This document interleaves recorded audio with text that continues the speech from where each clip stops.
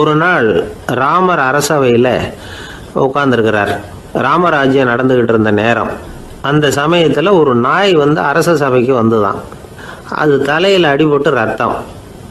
அந்த கோலத்தில் அது அங்கே வந்தது. எல்லாரும் ஆச்சரியமாக அதை பார்த்தாங்க. ராமரும் அந்த நாயை பார்த்தார். நீங்கள் வந்த காரியம் என்ன, என்ன நடந்தது, எதுவாக இருந்தாலும் பயப்படாமல் சொல்லு அப்படின்னார். உடனே அந்த நாய் மெதுவாக சொல்ல ஆரம்பிச்சுதான். ஐயா, நான் தெருவில் போய்கிட்டு இருந்தேன். வழியில் ஒருத்தர் வந்தார். அவர் வேத சாஸ்திரம்லாம் படித்த பெரியவர். அவர் எந்த காரணமும் இல்லாமல் அவர் கையில் வச்சுருந்த குச்சியால் என் தலையில் அடிச்சுட்டார். அதுதான் தலையில் ரத்தம். இதை நீங்கள் விசாரித்து தகுந்த தீர்ப்பு வழங்கணும் அப்படின்னு தான் அந்த நாய். ராமர் பார்த்தார். உடனே தன்னுடைய காவலர்களை அனுப்புனார். அந்த ஆளை எங்கே இருந்தாலும் போய் கொண்டுகிட்டு வாங்க அப்படின்னு விட்டார். காவலர்கள் போனாங்க. அந்த ஆளை பிடிச்சி கொண்டு வந்துட்டாங்க. அரண்மனைக்கு வா அப்படின்னு சொல்லி கூப்பிட்டுட்டு வந்துட்டாங்க.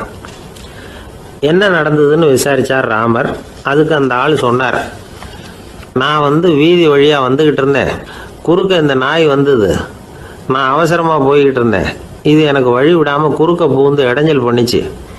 எனக்கு கோபம் வந்துட்டுது. அதனால் அடிச்சுட்டேன். வேத சாஸ்திரம் படித்த நான் என் வசம் இழந்து கோபப்பட்டது பெரிய தப்பு தான். அதை நான் ஒத்துக்கிறேன். குற்றத்தை ஒப்புக்கொள்கிறேன். எனக்கு என்ன தண்டனை கொடுக்கணுமோ அதை கொடுங்க, ஏற்றுக்கிறேன் அப்படின்னு விட்டார். சரி, இப்போ அந்த ஆளுக்கு தண்டனை கொடுக்கணும். என்ன தண்டனை கொடுக்கறது யோசனை பண்ணார் ராமர். அதையும் அந்த நாய்கிட்டே கேட்டார். நீயே சொல்லு, என்ன தண்டனை கொடுக்கலாம் இவருக்கு அப்படின்னார். இதுக்கு அந்த நாய் என்ன சொல்லிச்சு தெரியுமா?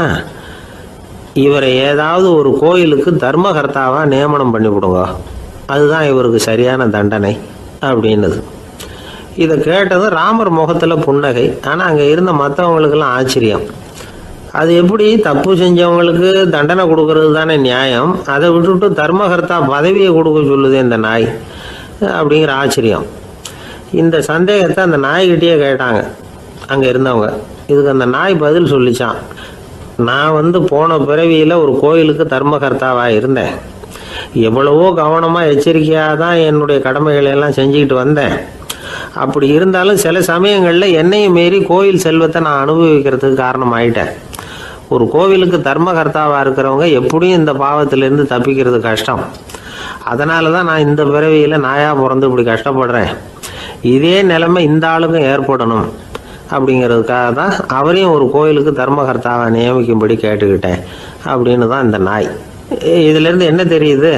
எந்த பதவியில் நாம் இருந்தாலும் நமக்கு தெரியாமல் கூட அதை தவறாக உபயோகப்படுத்தக்கூடாதுங்கிறத இதிலேருந்து புரிஞ்சுக்கணும். இல்லைன்னா அடுத்த பிறவியில் நாயாக பிறந்து எங்கேயாவது போய் வாழை ஆட்டிட்டு நிற்க வேண்டியது தான். கோவில் வாசலில் 2 நாய் பேசிக்கிட்டு இருந்து தான். போன ஜென்மத்தில் நான் மனுஷனாக தான் இருந்தேன். ஒரு கோவில் பூசாரி பேச்சை கேட்டுவிட்டு அவரோட கூட்டு சேர்ந்துக்கிட்டு ஆண்டவன் போட்டிருந்த நகையெல்லாம் அபகரித்து என்கிட்ட கொடுத்தாரு அவர். நான் எடுத்துகிட்டு வந்துட்டேன். திருடினது அந்த ஆள் தான், எடுத்துக்கிட்டு வந்தது தான் நான். இருந்தாலும் நான் மட்டும் நாயாக பிறந்துட்டேன்.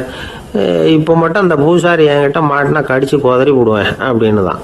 அவசரப்பட்டு அப்படி செஞ்சுடாதே. பதிலுக்கு அவரும் உன்னை திருப்பி கடித்தாலும் கடிச்சிருவார். ஏன்னா அவரும் இப்போ ஒரு நாயாக தான் பிறந்திருக்கிறார் அப்படின்னு தான். இன்னொன்று, அது எப்படி உனக்கு தெரியும்னு தான். இது நான் தானே அது அப்படின்னு தான் அந்த நாய். ஒருத்தர் ஒரு தவறு செஞ்சு விடுறாருன்னு வச்சுக்கோங்க. உடனே நீ செஞ்சது தவறு அப்படின்னு சொல்கிறது ஒரு வகை.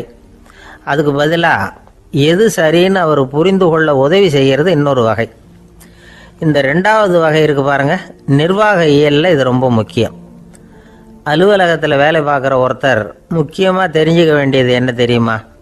சக ஊழியர்கள்கிட்ட எப்படி பழகணும், மேலதிகாரிகள்கிட்ட எப்படி பழகணும், தனக்கு கீழே வேலை செய்கிறவங்கக்கிட்ட எப்படி பழகணும், வாடிக்கையாளர்கள்கிட்ட எப்படி பழகணும், இவங்க எல்லார்கிட்டையும் செம்மையான உறவை ஏற்படுத்திக்கிறது எப்படி. இதையெல்லாம் சொல்லிக் கொடுக்குற பாடம் தான் இன்டர் பர்சனல் ஸ்கில், திறமையான உறவு அப்படிங்கிறது.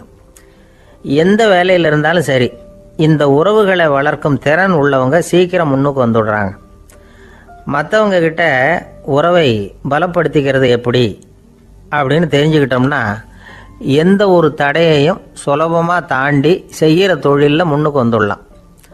ஹார்வர்டு பல்கலைக்கழகத்தில் ஒரு கணக்கெடுப்பு பண்ணி பார்த்தாங்களாம். பார்க்குற வேலையில் எது மாதிரி குணாதிசயம் உள்ளவங்க வேகமாக முன்னுக்கு வர்றாங்க அப்படின்னு தெரிஞ்சுக்கிறதுக்காக இந்த கணக்கெடுப்பு. வெவ்வேறு துறையில் வேகமாக முன்னுக்கு வந்திருக்கிற பல பேரை சந்தித்து இந்த சர்வேயை நடத்தியிருக்கிறாங்க. அவங்க கண்டுபிடிச்சி சொல்லியிருக்கிற உண்மை என்ன தெரியுமா? ஒருத்தர் ஒரு வேலையில் இருந்தால் அது சம்பந்தப்பட்ட சப்ஜெக்ட் பற்றிய அறிவு 35% இருந்தால் போதுமா. ஆனால் உறவுகளை வளர்க்கக்கூடிய திறன், இன்டர் பர்சனல் ஸ்கில்லு 65% வேணும்.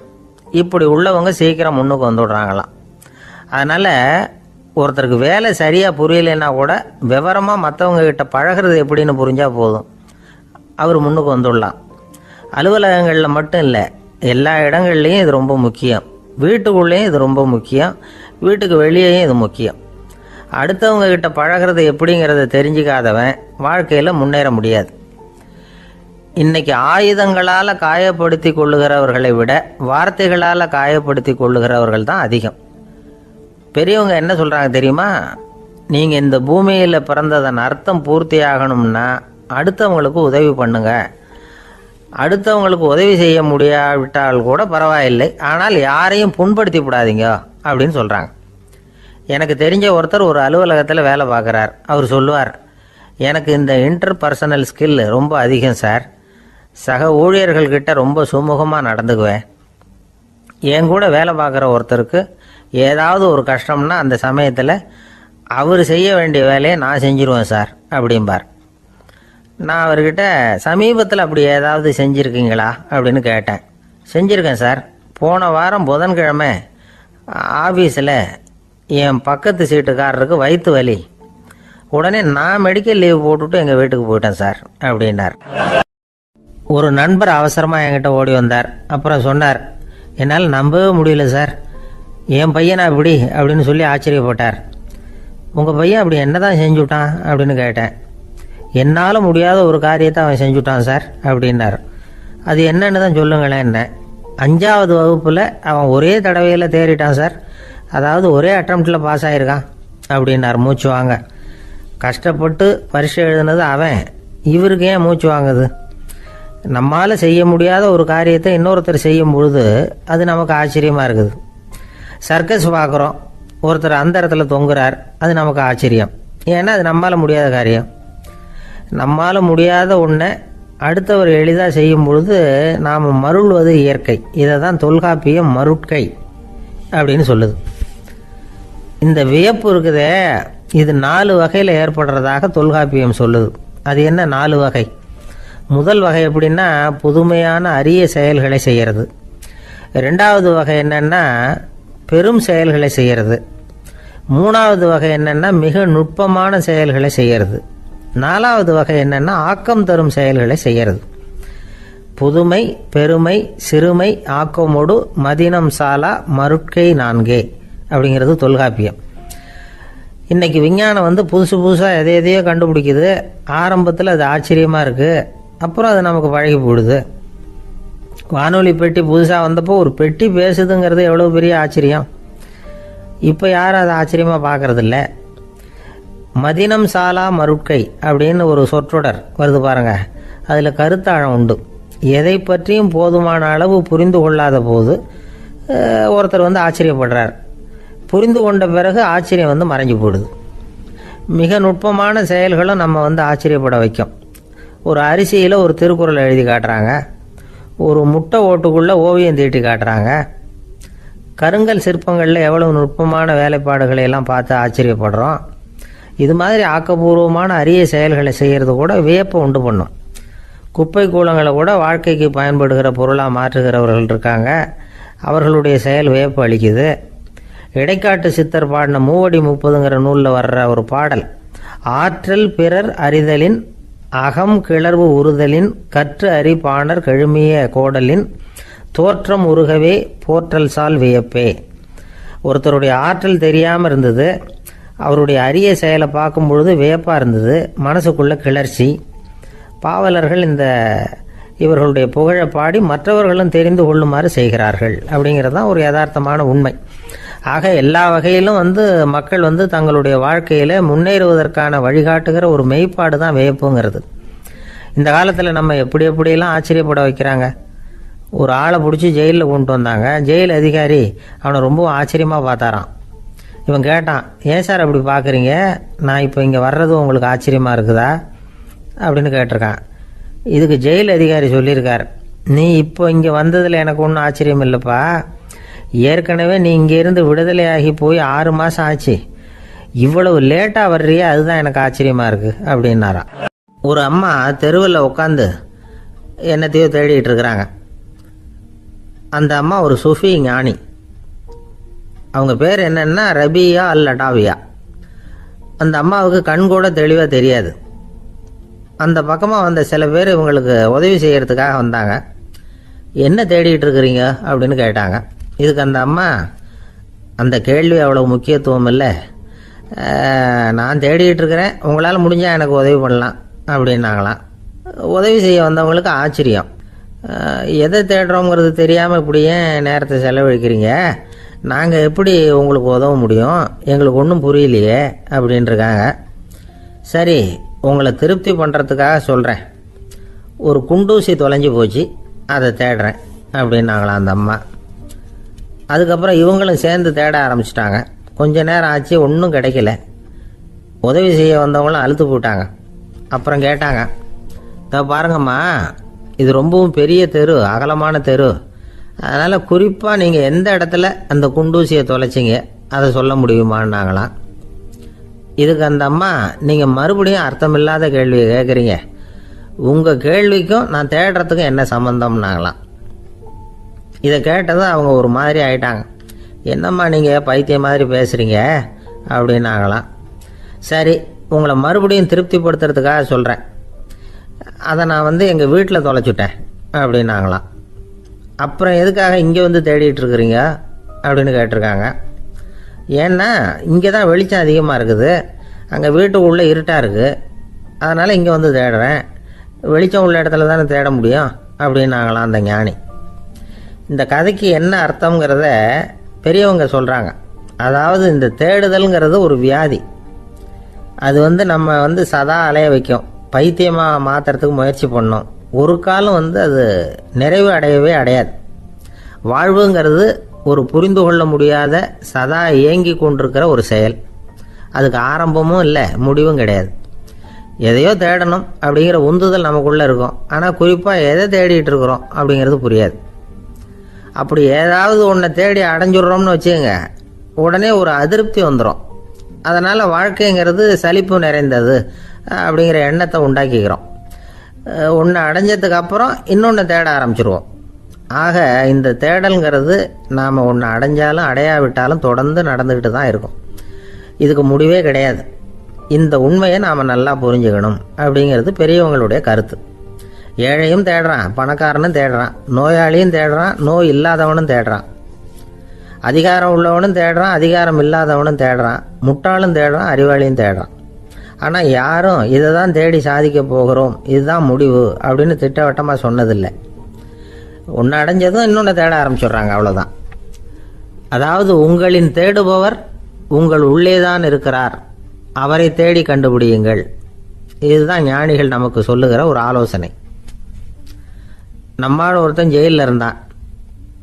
இன்னொரு கைதி அவனை பார்த்து கேட்டான், ஏன்பா உன்னை பார்க்குறதுக்கு வெளியிலேருந்து யாருமே இங்கே வர்றது இல்லையே, உனக்கு சொந்தக்காரங்களே கிடையாதா அப்படின்னு கேட்டானா. ஏன் இல்லை, எனக்கு சொந்தக்காரங்க நிறைய பேர் உண்டு, அவங்க என்னை பார்க்க வராததுக்கு காரணம் வேற அப்படின்ட்டுருக்கான் இவன். என்ன காரணம்னு கேட்டான் அவன். அதுக்கு இவன் சொன்னானா, அதுக்கு என்ன காரணம்னா அவங்க எல்லாரும் இங்கே உள்ளேயே இருக்கிறாங்க அப்படின்னானா. ஒரு ஆசாமி வேகமாக ஓடிக்கிட்டு இருந்தான். ஏன் இப்படி ஓடுறேன்னு கேட்டார் இன்னொருத்தர். அங்கே ஒரு ஆள் அடிபட்டு கிடக்கிறான், அதை பார்த்தேன், உடனே ஓடுறேன்னா. எங்கேன்னு கேட்டார். ஆஸ்பத்திரிக்குன்னா. ஒரு ஆள் அடிபட்டு கிடக்கிறத பார்த்தா உடனடியாக நாம் செய்ய வேண்டியது முதல் உதவி, அதுக்கப்புறம் தான் ஆஸ்பத்திரி. இன்றைக்கி விபத்துங்கிறது சர்வசாதாரணமாக நடந்துக்கிட்டு இருக்குது. வாகன விபத்து, வெடிகுண்டு விபத்து, தீ விபத்து, கட்டடம் சரியறது, பூகம்பம், இப்படி நிறைய நடக்குது. ஒரு விபத்தை பார்த்துட்டா நம்மளில் பல பேர் நமக்கு என்னத்துக்கு வம்புன்னு ஒதுங்கி போயிடுறதும் உண்டு. சில பேர் துணிஞ்சு கிட்ட போய் உதவி செய்கிறதும் உண்டு. அப்படி உதவி செய்ய நினைக்கிறவங்களுக்கு உபயோகப்படுற தகவல் இது. விபத்தில் காயமடைஞ்சவங்களை 3 பிரிவாக பிரிக்கலாமா. முதல் வகை கொஞ்சம் சீரியஸானது. உயிருக்கு உடனே ஆபத்து தரக்கூடியது. மூளை காயம், முகம், கழுத்து காயங்கள், இருதயம், நுரையீரல் காயங்கள், வயத்தில் உள்ளுறுப்பு காயங்கள், அதிகப்படியான இரத்தப்போக்கு, இதனால எல்லாம் பாதிக்கப்பட்டிருந்தால் அது முதல் வகை அப்படின்னு நாமளே மனசுக்குள்ளே முடிவு பண்ணிக்கணும். இவங்களுக்கெல்லாம் உடனடியாக முதல் உதவி கொடுக்கணும். தாமதப்படுத்தாமல் ஆஸ்பத்திரிக்கு கொண்டுகிட்டு போயிடணும். இப்படி கொஞ்சம் எச்சரிக்கையாக நடந்துக்கிட்டால் அவங்களில் பல பேரை காப்பாற்றி போடலாம். ரெண்டாவது வகை எப்படின்னா, முதல் உதவி விரைவாக கிடைச்சா உயிர் பிழைக்கக்கூடிய மார்பு காயங்கள், கைகால் எலும்பு முறிவு, இடுப்பு முதுகெலும்பு காயம், சீரான இரத்த சேதம், இப்படிப்பட்டவங்களை ரெண்டாவது வகையாக பிரிக்கணும். ஆபத்து இல்லாத சிராய்ப்புகள், சிறு காயங்கள், இரத்த உறைவுகள், இதனால் பாதிக்கப்படுறவங்க மூணாவது வகை.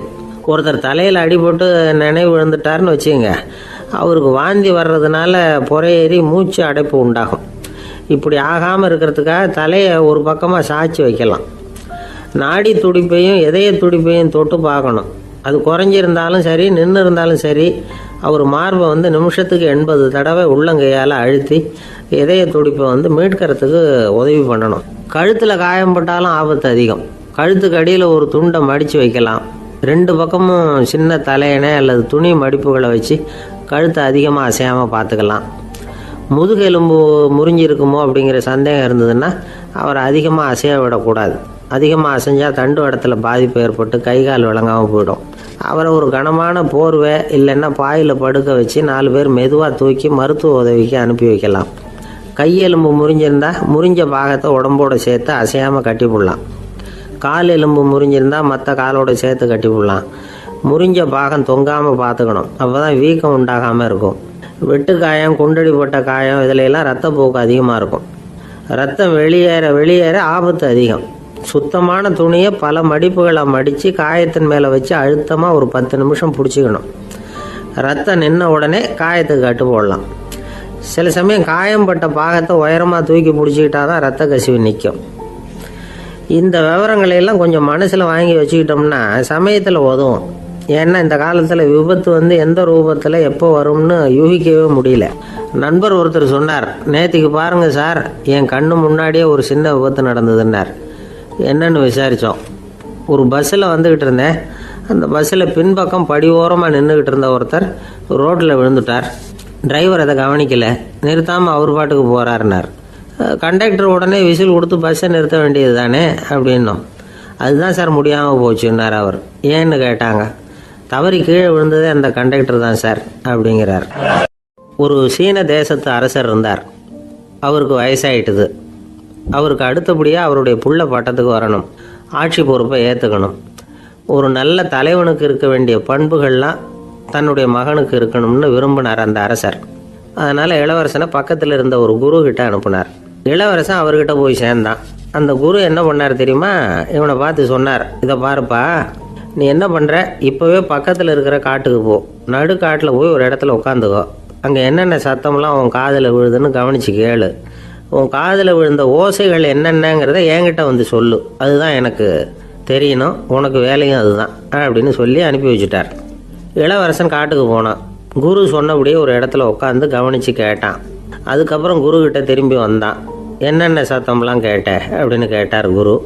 குருவே, காட்டில் நான் பறவைகள் சத்தம்லாம் கேட்டேன், மிருகங்களின் ஓசையையும் கேட்டேன், இதை தவிர இடி, மின்னல், மழை இதுகளோட சத்தத்தையும் கேட்டேன் அப்படின்னா. குரு யோசனை பண்ணார், நீ இன்னமும் சரியாக கேட்கல, அதனால் மறுபடியும் காட்டுக்கு போ, கொஞ்ச நாள் தங்கியிருந்து கேட்டுட்டு வா அப்படின்னார். இளவரசனுக்கு ஒன்றும் புரியல. இருந்தாலும் குருவின் கட்டளையாச்சே, மறுக்க முடியுமா? உடனே அவன் மறுபடியும் காட்டுக்கு போனான். ஒரு இடத்துல உட்காந்தான். கொஞ்ச நேரம் உன்னிப்பாக கவனித்து கேட்டான். சில நாள் கழித்து குருக்கிட்ட திரும்பி வந்தான். குருவே, இந்த தடவை சில துல்லியமான சத்தங்களை எல்லாம் கேட்டான். தேனி பறக்கிற சத்தம், நீரோடையின் மெல்லிய ஓசை, இதெல்லாம் கேட்டேன்னா. குரு சிரித்தார். நீ மறுபடியும் காட்டுக்கு போ, இன்னும் சில நாள் அங்கே இரு, முழுமையாக கவனமாக கேட்டுக்கிட்டு வா அப்படின்னு சொல்லி அனுப்பி வச்சுட்டார். இளவரசனுக்கு குழப்பம் அதிகமாயிட்டுது. ஒன்றுமே புரியல. மறுபடியும் காட்டுக்கு போனான். மௌனமாக ஒரு இடத்துல உட்காந்துட்டான். அப்படியே தியானத்தில் ஆழ்ந்துட்டான். சில நாளில் அவனுக்கு இதுவரை கேட்காத ஓசைகள்லாம் கேட்க ஆரம்பிச்சிட்டுது. இதைத்தான் நான் கேட்கணும்னு என்னுடைய குரு எதிர்பார்த்துருக்கிறாருங்கிறத புரிஞ்சுக்கிட்டான். உடனே குரு கிட்ட ஓடனான். குருவே, இந்த தடவை காதுகளுக்கு கேட்க முடியாத சில ஓசைகளை கூட என்னால் உணர முடிஞ்சுது. பூ மலருகிற ஓசை, சூரியனால் பூமி சூடாகிறப்போ எழுகிற ஓசை, காலை பனித்துளி இந்த புல்லுலாம் குடிக்கிற ஓசை, இது எல்லாம் என்னால் நல்லா கேட்க முடிஞ்சுது அப்படின்னா. குருவுக்கு இப்போ தான் திருப்தி ஏற்பட்டு தான் இளவரசனை பார்த்து சொன்னார், இதை பாருப்பா, இப்போ தான் நாட்டை ஆளுகிற தகுதி உனக்கு வந்திருக்குது அப்படின்னு சொல்லி அதுக்கு விளக்கமும் கொடுத்தாராம். எந்த அரசன் தன்னுடைய மக்களின் இதயம் பேசுகிற மௌன மொழியை, மௌன வார்த்தைகளை கேட்குறானோ அவன்தான் ஆள தகுதி உள்ளவன். எந்த அரசன் தன்னுடைய மக்களின் உணர்ச்சிகளை உண்மையாக உணர்றானோ அவன்தான் முதன்மையான அரசன். போலி வார்த்தைகளை மட்டும் கேட்டுட்டு பல மௌன ராகங்களை காதில் வாங்கிக்காதவன் அரசனே இல்லை. எந்த நாட்டில் எப்போ ஒரு அரசன் தன்னுடைய மக்களின் உணர்ச்சிகளை கேட்க மறுக்கிறானோ அன்னையிலேருந்தே அந்த நாடு அழிய தொடங்குது அப்படின்னு அர்த்தம். இதுதான் அந்த குரு இளவரசனுக்கு போதிச்சது. வாயால் பேசுகிறத மட்டும் கேட்டு ஏமாறக்கூடாது, உணர்ச்சிகளையும் கேட்கறதுல தான் மனப்பக்குவம் உண்டாகும். மக்கள் உணர்ச்சிகளை புரிந்து கொள்ளாத அரசர்கள் நீடிச்சிருக்க முடியாது. அது மாதிரி நாடுகளில் அடிக்கடி குழப்பம் தான் உண்டாகும். அப்படி இருந்தால் அடிக்கடி ஆட்சி மாறிக்கிட்டு இருக்கும். அப்படிப்பட்ட ஒரு தேசம், அங்கே ஒரு சிறைச்சாலையில் 3 கைதிகள் பேசிக்கிட்டு இருந்தாங்க. ஒருத்தன் சொன்னான், நான் இந்த நாட்டு ராஜாவை எதிர்த்து பேசிக்கிட்டு இருந்தேன், அதனால் என்னை பிடிச்சி கொண்டாந்து இங்கே போட்டுட்டாங்க அப்படின்னா ஒருத்தன். இன்னொருத்தன் சொன்னான், நான் இந்த நாட்டு ராஜாவை ஆதரித்து பேசிக்கிட்டு இருந்தேன், அதனால் என்னை பிடிச்சி கொண்டாந்து இங்கே தள்ளிவிட்டாங்க அப்படின்னா. அது சரி, நீ என்ன தப்பு பண்ண அப்படின்னு சொல்லி 3வது ஆளை பார்த்து இவங்க கேட்டாங்க. அதுக்கு அந்த ஆள் சொல்கிறான், நான் தான் இந்த நாட்டு ராஜா அப்படின்னானா. கணவன் மனைவி அன்பாக இருக்கணும், ஒருத்தர் நல்லா புரிஞ்சுக்கணும், விட்டு கொடுக்குற மனப்பான்மை வேணும். அதுதான் ஒரு நல்ல குடும்பம். இன்றைக்கி பல குடும்பங்களில் அர்த்தமில்லாத சண்டைகள் தான் அதிகம். கிராமப்புறங்களில் வேடிக்கையாக ஒரு கதை சொல்லுவாங்க. ஒரு ஊரில் ஒரு ஆள் இருந்தான், வேலை வெட்டி இல்லாமல் சும்மாவே இருந்தான். அவனுக்கு கல்யாணம் பண்ணி வச்சாங்களாம். மனைவி சேர்ந்தா, சும்மாவே உட்காந்துருக்கிறியே, ஏதாவது சம்பாதிக்கிற வழியை பாரு அப்படின்ட்டுருக்கா. அதுக்கு தான் யோசனை பண்ணிகிட்டு இருக்கிறேன், ஒரு அருமையான ஐடியா அப்படின்னானா. என்ன அது சொல்லு அப்படின்ட்டுருக்கா. அவ ஒரு ஆட்டுக்குட்டி வாங்க போகிறேன்ருக்கான். அதை வாங்கி என்ன பண்ண போகிறேன்னா, அந்த குட்டி வளரும், பெருசாகும், அதுக்கப்புறம் அது நிறைய குட்டி போடும் அப்படின்ட்டுருக்கான். சரி, அப்புறம் என்ன, அதையெல்லாம் சந்தையில் கொண்டுட்டு போய் விற்றுவிட்டு அந்த காசுக்கு ஒரு எருவு மாடு வாங்கலாம். சரி, அது எதுக்கு? எருவு மாடு நிறைய பால் கொடுக்கும், அதை கொண்டுகிட்டு போய் பால் பண்ணையில் கொடுப்பேன், அல்லது நானே விற்றுருவேன், கை நிறைய காசு கிடைக்கும். அதுக்கப்புறம் ஒரு பசுமாடு வாங்குவேன், பாலையும் விற்கலாம், நாமளும் காய் போட்டு சாப்பிட்லாம், இப்படிலாம் சொல்லியிருக்கான். அப்போ அந்த பொண்ணு சொல்லிச்சான், அடுத்த தெருவில் இருக்கிற எங்கள் அம்மா வீட்டுக்கும் கொஞ்சம் பால் கொடுத்து அனுப்பலாம் அப்படின்ட்டுருக்கான் அந்த பொண்ணு. இந்த இடத்துல கணவனுக்கு கோவம் வந்துட்டுது. அது எப்படி உங்கள் அம்மா வீட்டுக்கு எதுக்கு கொடுக்கணும், அதெல்லாம் முடியாதுன்றிருக்கான். இந்த இடத்துல சண்டை ஆரம்பமாயிட்டுது.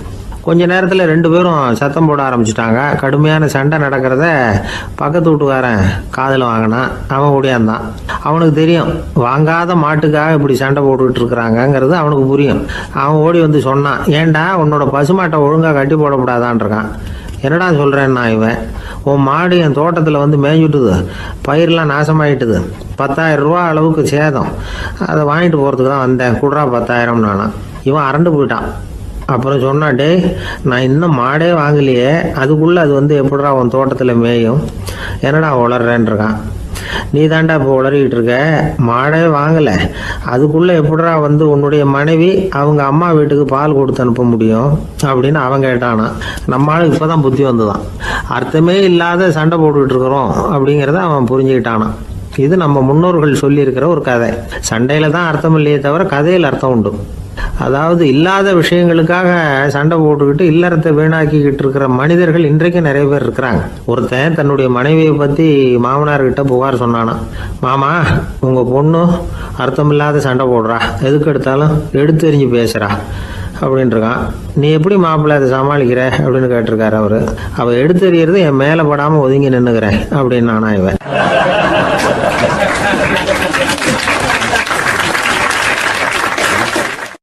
இந்த காலத்து புள்ள ஒருத்தன் தன்னோட அப்பாவை பார்த்து சொன்னான், அப்பா, நான் உனக்கு உதவி செய்யலாம்னு நினைக்கிறேன், என்ன உதவி செய்யணும்னு சொல்லு அப்படின்னா. நீ சும்மா இருந்தால் அதுவே எனக்கு செய்கிற பெரிய உதவிடா அப்படின்னார் அப்பா. சும்மா இருக்கிறதும் ஒரு உதவி தான், அது மாதிரி மௌனமும் ஒரு சமூக சேவை தான் அப்படிங்கிறார் காஞ்சி பெரியவர். நமக்கு 5 புலன்கள் இருக்குது, மெய், வாய், கண், மூக்கு, செவி. இந்த 5லேயும் அதிகப்படியான வேலை எதுக்குன்னு நினைக்கிறீங்க? வாய்க்கு தான். ஏன்னா அதுக்கு 2 வேலை. இப்போ கண்ணுக்கு பார்க்குறது மட்டும்தான் வேலை, காதுக்கு கேட்குறது மட்டும்தான் வேலை. மூக்குக்கு வாசனை அறியறது தான் வேலை, உடம்புக்கு உணர்றது மட்டும்தான் வேலை. ஆனால் வாய் அப்படி இல்லை, அதுக்கு 2 வேலை. சாப்பிட்றதும் அதுதான், பேசுகிறதும் அதுதான். அதாவது வாய் ஒன்று தான் கர்மேந்திரியமாகவும் இருக்குது, ஞானேந்திரியமாகவும் இருக்குது அப்படின்னு சொல்லுவாங்க. சாப்பாட்டில் உட்காந்தா எந்தெந்த ஆகாரம் என்னென்ன ருசின்னு அறிவிக்கிற வேலையும் செய்யுது. சபையில் உட்காந்தா பாடுறது, பேசுறது, சிரிக்கிறது, இது மாதிரியான வேலையும் செய்யுது. இன்னொரு வித்தியாசம், கண்ணு, காது, மூக்கெல்லாம் ஸ்ட்ரெயின் பண்ணிக்கிட்டு வேலை செய்கிறதில்ல. ஒரு ரோஜா பூவை பார்த்தா உடனே மூக்கு அப்படியும் இப்படியும் அசைய ஆரம்பிக்கிறதில்ல. ஒரு சங்கீதத்தை கேட்ட உடனே காது ஆட ஆரம்பிக்காது. ஆனால் வாய் அப்படி இல்லை, அது பேசினாலும் சரி சாப்பிட்டாலும் சரி அசைஞ்சு தான் ஆகணும். ஆக மற்றதை விட வாய்க்கு வேலை ஜாஸ்தின்னு தெரியுது. சாப்பிட்றது, பேசுறது அப்படின்னு 2 காரியம் அதுக்கு. இப்படி 2 காரியம் இருக்கிறதுனால அது 2ஐயும் பாதியாக குறைச்சிக்கணுங்கிறது கடவுள் அபிப்பிராயமாக இருக்கணும் அப்படிங்கிறார் காஞ்சி பெரியவர். ஆனால் இப்போ நாம் அப்படியே நடந்துக்கிறோம், அதுக்கு நேர்மாறாக நடந்துக்கிறோம். நாம் சாப்பிட்றதும் அதிகம், பேசுகிறதும் அதிகம். 2 வேலையையும் தேவைக்கு அதிகமாகவே செய்கிறோம். வாய் தான் ரொம்ப ஓவர் ஒர்க்குடு. அதுக்கு ஓய்வு கொடுத்தா உடம்பும் நல்லாயிருக்கும், உலகமும் நல்லாயிருக்கும். மௌன விரதம் இருக்கிறதெல்லாம் எதுக்காக நினைக்கிறீங்க? இதுக்காக தான். இந்த காலத்தில் மௌனமாக இருக்கிறவங்கெல்லாம் மகத்தான தொண்டு செய்கிறாங்க அப்படின்னு தான் சொல்லணும். சத்தம் அதிகமாக போய் தான் சவுண்டு பொல்யூஷன் வருது. அது மட்டும் இல்லை, மௌனமாக இருந்தால் சண்டை சச்சரவே வராது. மௌனம் கலக நாஸ்தி. ஆக இதுவும் ஒரு சமூக சேவை தான். நமக்கு தான் வாய் இருக்குதுங்கிறதுக்காக வசமாக சாப்பிட்றதும் தப்பு, வளவளன்னு பேசுகிறதும் தப்பு. ஒரு கருத்தை சொல்கிறதுக்கு ஒரே ஒரு சொல்லு போதும் அப்படின்னு இருக்கும்பொழுது 2 சொற்களை செலவு பண்ணாதே. எவ்வளவு சொன்னாலும் அதனால் ஒரு பயனும் விளையாது அப்படின்னு தெரிய வருமே, ஆனால் அந்த ஒரு சொல்லையும் விரயம் பண்ணாதே அப்படிங்கிறார் ஒரு அறிஞர். எல்லா குணங்கள்லேயும் மௌனம்தான் சிறந்தது அப்படிங்கிறார் ஒருத்தர். மௌனமாக இருக்கிறது மூலமாக மற்றவர்கள் குறைகளை நம்மளால் தெரிஞ்சிக்க முடியும். அதே சமயத்தில் நம்மக்கிட்ட இருக்கிற குறைகளை மற்றவங்களுக்கு தெரியாமல் மறைச்சிக்கவும் முடியுங்கிறார் அவர். உண்மைதானே? ஒரு பெரிய மேடை பேச்சாளர், பொது வாழ்க்கையில் 25 வருஷ காலமாக ஈடுபட்டிருக்கிறவர். அவர் மனைவி ஒரு நாள் சொன்னாங்க, எங்கள் வீட்டுக்காரர் 25 வருஷ காலமாக பொது வாழ்வில் ஈடுபட்டிருந்தா கூட இந்த மாதம் 10ஆம் தேதியிலேருந்து தான் மக்களுக்கு சேவை செய்ய ஆரம்பிச்சிருக்கார் அப்படின்னு நாங்கள் ரொம்ப பெருமையாக. 10ஆம் தேதிக்கு அப்படி என்ன விசேஷம் அப்படின்னு கேட்டோம். அன்னையிலேருந்து தான் அவர் மேடையில் பேசுகிறத நிறுத்தினார் அப்படின்னாங்க அந்த அம்மா. ஒரு நண்பர், அவர்கிட்ட பேசிக்கிட்டு இருந்தேன். மனித உறவுகள் பற்றி அவர் சொல்லிகிட்டு இருந்தார். அமெரிக்காவில் தந்தை மகன் உறவு எப்படி இருக்குது அப்படிங்கிறத விளக்கிறதுக்கு அவர் ஒரு கதையை சொன்னார். ஒரு அப்பா பகல் பூராவும் அலுவலகத்தில் வேலை, ஓடி ஆடி உழைச்சிக்கிட்டு களைச்சி போய் ராத்திரி 10 மணிக்கு மேலே வீடு திரும்பினான். வீட்டு வாசலில் அவரோட மகன் காத்துக்கிட்டு இருக்கிறான், இன்னமும் தூங்கலை. அப்பா வாசல்லையே தடுத்து நிறுத்தி, அப்பா உனக்கு சம்பளம் எவ்வளவு அப்படின்னு கேட்குறான். ஏற்கனவே ஆஃபீஸ் பிரச்சனைகளால் அழுத்து போய் திரும்புகிற அப்பாவுக்கு கோவம் வந்துடுது. என்னடா இப்படிலாம் கேளுன்னு உங்கள் அம்மா உனக்கு சொல்லி கொடுத்தாளா அப்படின்னு சொல்லிவிட்டு உள்ளே போய் சட்டையை கட்டி மாட்டி விட்டு குளிச்சு விட்டு மறுபடியும் வெளியில் உடையை மாற்றுகிற சமயம் அப்போ மறுபடியும் மகன் உள்ளே நிற்கிறான் அவர் முன்னாடியே. அப்பா உனக்கு எவ்வளவு சம்பளங்கிறான் மறுபடியும். அப்பாவுக்கு எரிச்சல் அதிகமாகிட்டுது. மணிக்கு $20 போதுமா அப்படின்னார்.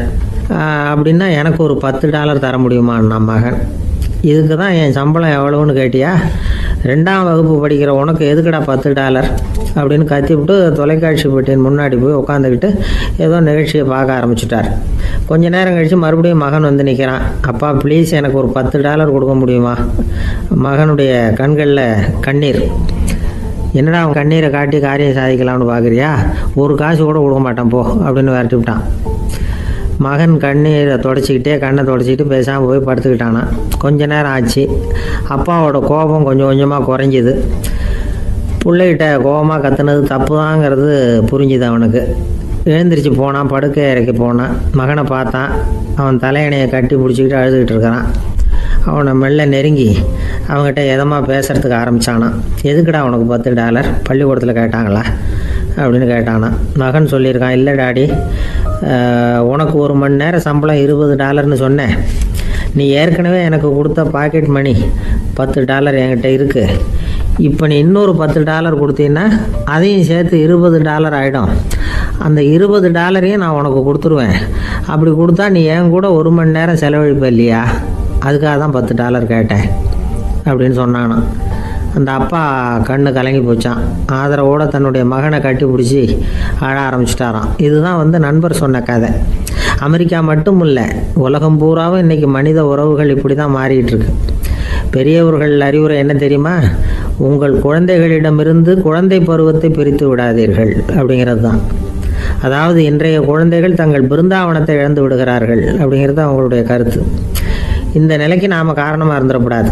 குழந்தைகளோட விளையாடுவோம், குடும்பத்தோடு உறவாடுவோம் அப்படிங்கிறது தான் நம்முடைய நோக்கமாக இருக்கணும்.